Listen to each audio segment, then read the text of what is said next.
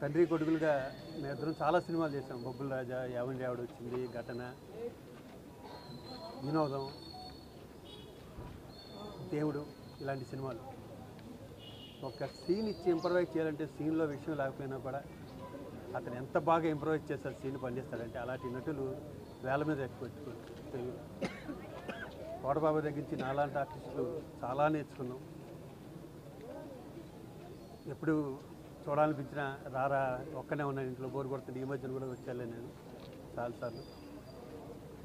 లాస్ట్లో కొంచెం మనిషి చిక్కినా కూడా వాయిస్లో మాత్రం ఏమాత్రం బేస్ తగ్గలే, గట్టిగానే మాట్లాడుతుండేవాడు. అది ఇది అడుగుతుండేవాడు, ఏమేమి షూటింగ్ జరుగుతున్నారో అడుగుతుండేవాడు. ఎరా నన్ను మర్చిపోయారా ఇండస్ట్రీ అని అడుగుతుండేవాడు. నాకు వయసులో నాకన్నా పెద్ద అయినా కూడా చాలా మీ ఇద్దరు స్నేహితుల్లో ఉండేవాళ్ళం. నేను ఎప్పుడు బాబు అని పిలిచేవాడిని, నన్ను రాజా అనిపిస్తాను. అతను లేని లోటు తీర్చలేనిది. ఎప్పుడు అతను చల్లగా ఉండాలని దేవుని ప్రార్థన.